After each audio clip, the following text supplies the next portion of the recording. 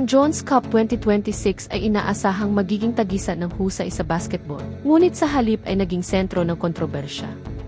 Ang Strong Group, sa pamumuno ng head coach na si Charles Chiu, ay nagtala ng 5 wins 1 loss na record, isang tagumpay na karaniwang magbibigay ng pwesto sa semifinals.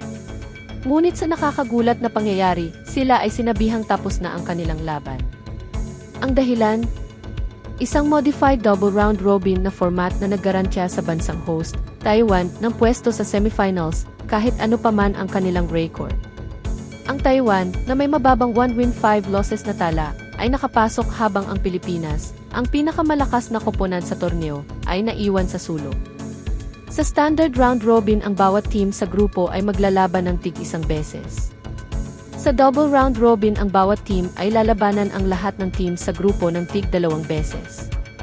Ito nga ang format sa Jones Cup 2026 na double round robin, kung saan ang Pilipinas ay nilabanan ang Korea, Japan at Taipei ng tig-2 beses.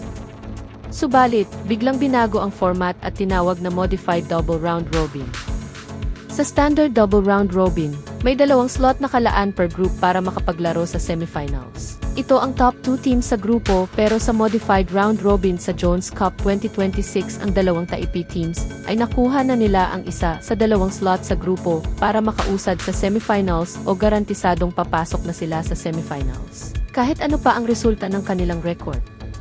So kahit 1 win, 5 losses ang record ng Taipei, ay papasok pa rin sila sa semifinals dahil sa ginawa nilang rules.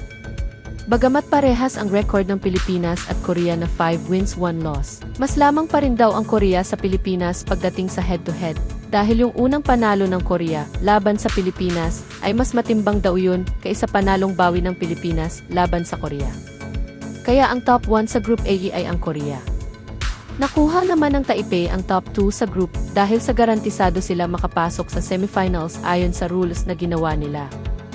Ito ay tinatawag na host privileges. Subalit matatandaan na ang Pilipinas ay binigyan din ng host privilege ng FIBA noong mag-host ang Pilipinas ng FIBA World Cup noong 2023. Ang Pilipinas bilang host ay binigyan ng FIBA ng slot na magkapaglaro sa World Cup na hindi na kailangan dumaan sa qualifying tournament para makapasok sa World Cup.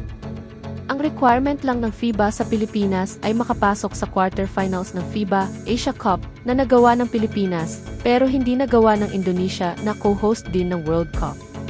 Pero ang privileges binigay ng Chinese Taipei Basketball Association ay sobra-sobra kasi mayroon na silang 2 teams sa Jones Cup at garantisado pa sila sa semifinals.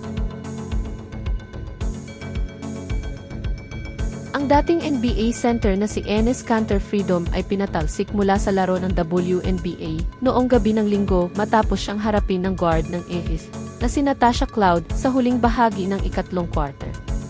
Si Natasha Cloud ay nagalit sa suot na damit ni Enes Kanter Freedom na may nakasulat na Woman Noun, Adult Human Female. Si Natasha Cloud ay kilala na sumusuporta sa transgender na maglaro sa WNBA. Samantala si Enes Kanter Freedom ay tutol na magkaroon ng transgender sa WNBA, kaya bilang protesta ay opisyal siyang nagdeklara na sasali sa 2027 WNBA draft. Sa video ay nagsimulang sumigaw at magturo kay Kanter si Cloud habang papalapit sa kanya.